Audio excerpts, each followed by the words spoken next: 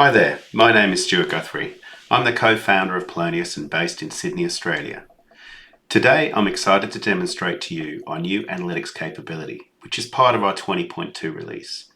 This demonstration will show you how easy it is to create a useful and visually compelling dashboard, specifically in this case to help with team coordination.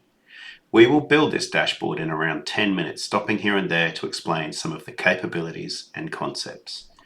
We believe your team can take on the task of building their own uniquely useful views into your case data. So how does analytics help your team? Analytics give them the ability to prove your team's value to the organization, to create greater efficiencies by analyzing performance, to track compliance by examining the data you can easily capture on compliance KPIs, to improve referrals to your unit by examining past cases referred versus outcomes and savings, to measure quality by creating dashboards to measure the quality of work our vendors and team are doing.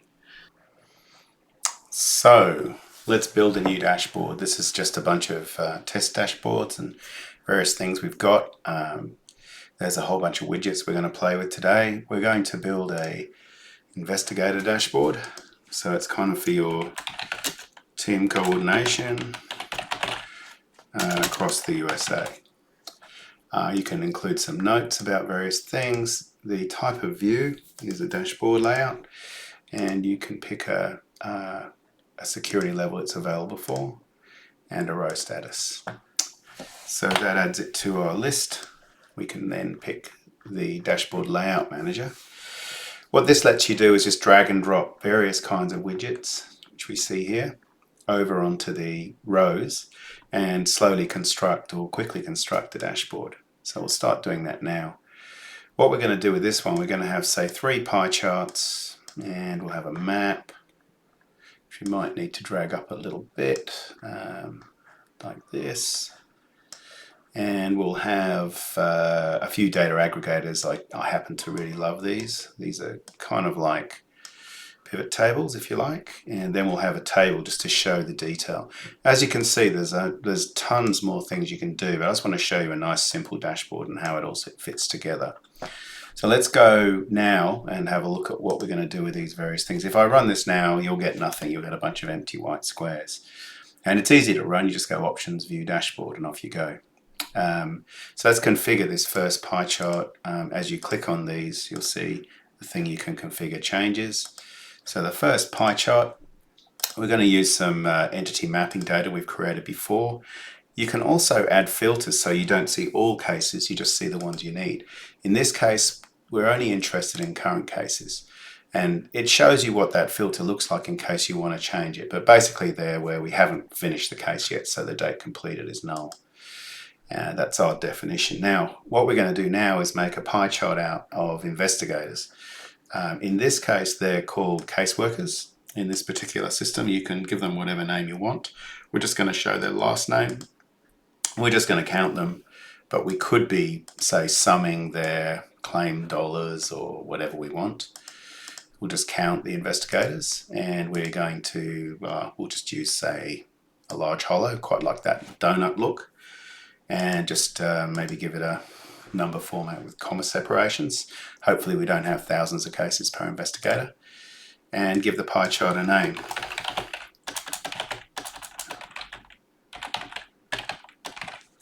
And we'll make it a small heading, stick it in the middle, and we'll make it a 6th. Let's finish this off anyway. Second pie chart we're going to create is, again, current cases only. We're going to go for status. We just pick the status description up. We're going to count them. We're going to have a large hollow again.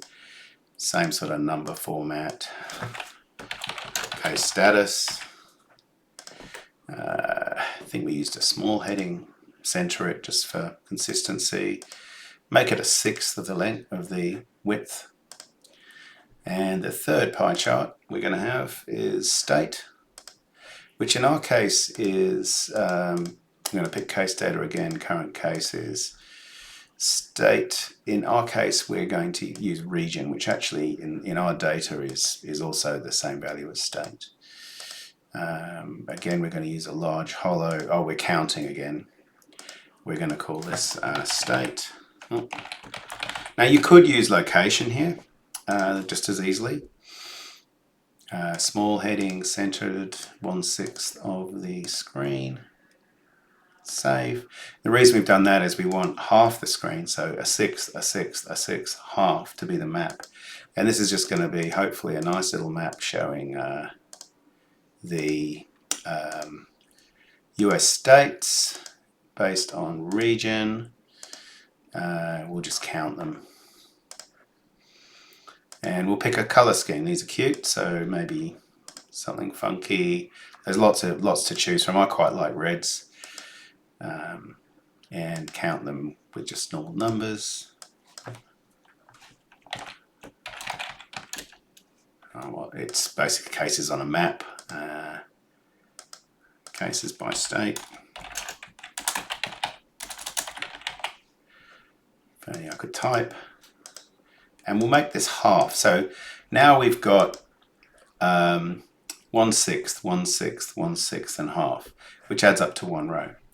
So these data aggregators, we're going to do something similar, but we're going to basically they're going to be aggregators on the same sort of thing.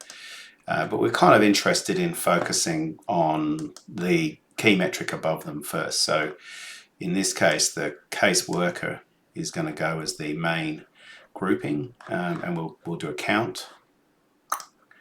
And we won't bother with a column, but if you do, it's kind of similar to a pivot table in Excel where you can have column data and row data.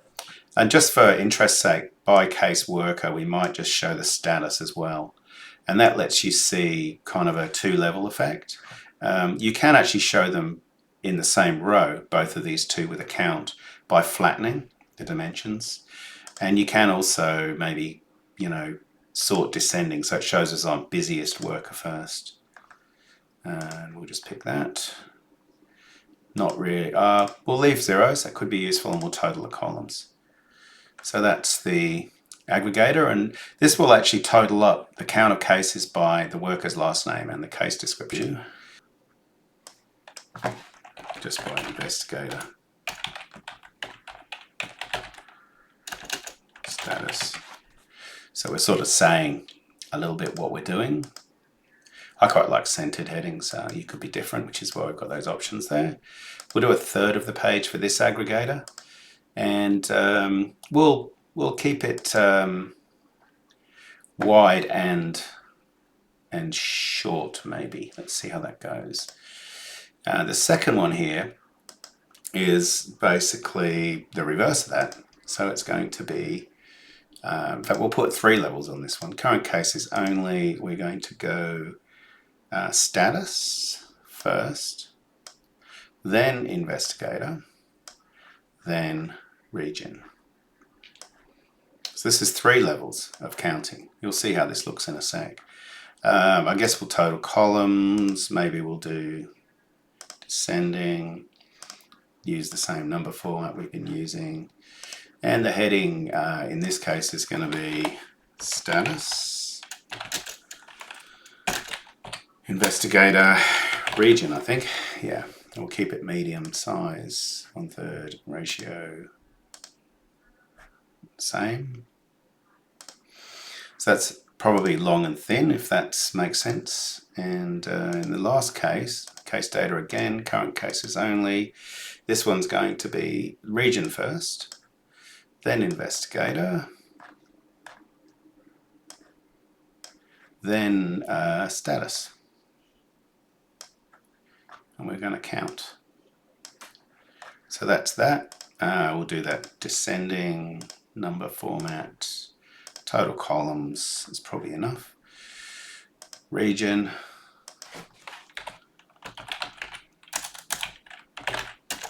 So we're kind of just switching and dicing and switching around these a little bit. A third and 1 to 4.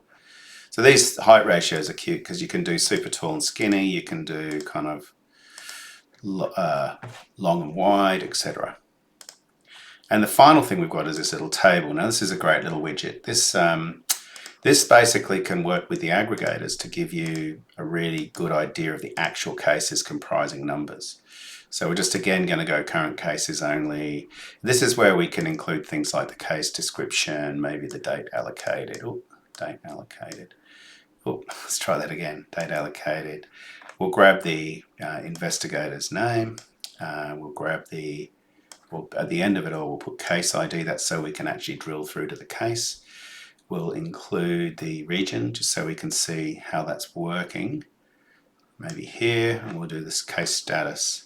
As you can see, I'm actually constructing a bunch of interesting fields across the rows. Maybe we'll also include the date for review. So these actually will appear as columns, which is pretty cool. And I usually just call this the case list. Give it a large heading, center it, size, it's full width. And normally they're kind of like that. So we should have a dashboard. So let's just go view our dashboard. And this will take a little while to go and grab its data. What it's doing is it's actually running, it's generated some SQL, it's executing the SQL, then it's building it all into a nice, easy format to be aggregated into the various dashboards. And you'll see shortly how that looks. Ah, there it is. So just looking at our dashboard, which we built in not very many minutes, I'll probably be able to tell you that in a sec. You can see we've got these nice little pie charts telling us who's doing what, gently, under investigation, triage, on hold, delivery, all the various states. This is probably a better way of seeing the states. There's a lot of activity in Texas, California. And then we have these. You can see they're kind of wide and thin. We could have changed that ratio to make them a bit taller, but we use a ratio because it allows us to get the proportions right on the page. And then you'll see here, there's this little arrow. What you can do, we might make these a bit bigger actually, we'll do that in a sec. This little arrow, you can open that and you can see there's Sam Spade with triage, under investigation, on hold, new delivery assignment. Zane with triage, etc. And over here you can see it's flipped around. It's triage, all the triage cases and who's doing them. And then within those, say under Darius, the states that they're in. Now, and finally, the regions and the investigators and their statuses. So let's say we want to see in region California, we want to look at Sam Spade, maybe Dirk Gently's jobs. So I click on that. Did you notice this change? So we're now looking at Dirk Gently, caseworker, and the region being California. And this is all of those 91 cases. And if we click here on view, we actually will bring up the case view. Now, if I go a bit deeper and I say I'm just interested in the ones under investigation, we've now got that down to just the ones under investigation. See, under investigation, California, Gently. If we want to go across to these Illinois cases, we're now showing the 4 cases for Darius in Illinois that are on triage. And that will be what we selected there. So you get the general idea. We can zoom in and out. We can make these a bit bigger, which we'll go do now.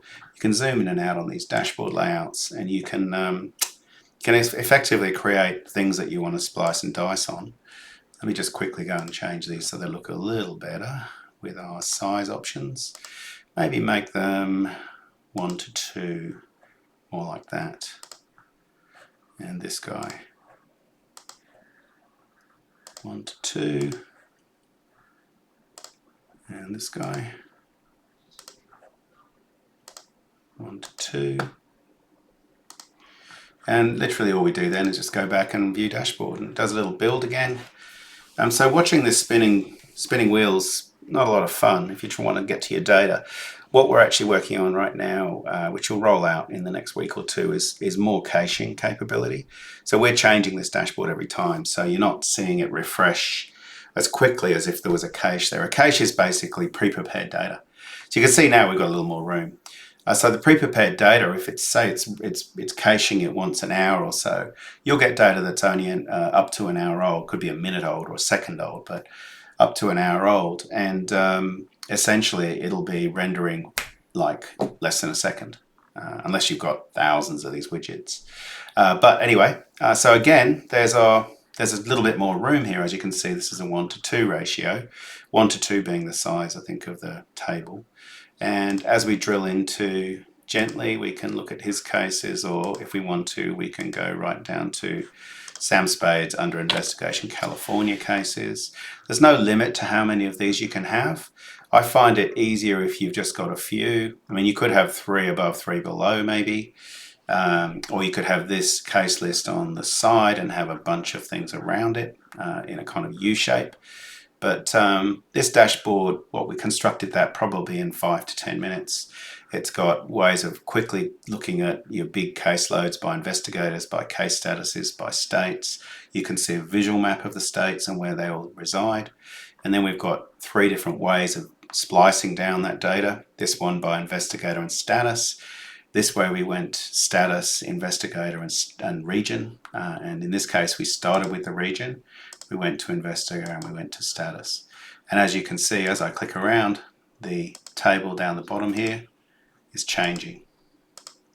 And it's changing pretty fast, you have to admit. And then I can just zoom in on the data.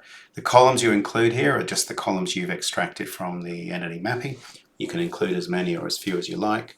And again, that lets you break data down into its details, and these actually are also sortable. So actually I'm just looking at Sam Spade, that was pointless, but if I sort the description, you'll see what I mean, and I can sort the allocated dates. So that's actually why the dates are reversed, so they're easy to sort.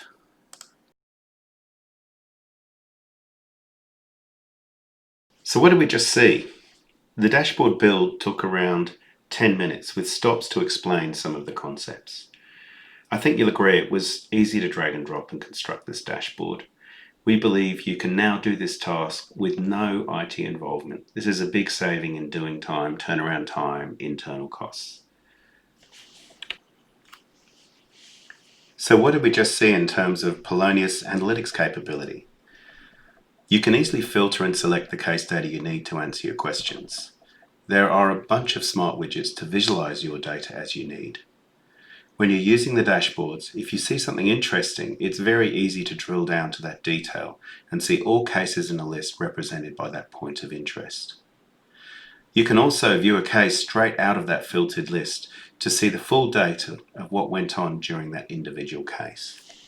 What else can we do with this new capability? What are the other possibilities? Rick Shepard and Steve Epstein of Polonious gave a metrics presentation at IAZU on the key areas analytics help a team such as yours: proving value, improving referrals, creating efficiencies, measuring quality, and compliance. All of these are now easy to create with Polonious Analytics. We hope you enjoy our new 20.2 release. We really look forward to seeing what your team are able to put together with this new capability. If you have any questions or improvement suggestions, we are very keen to hear from you. Thank you.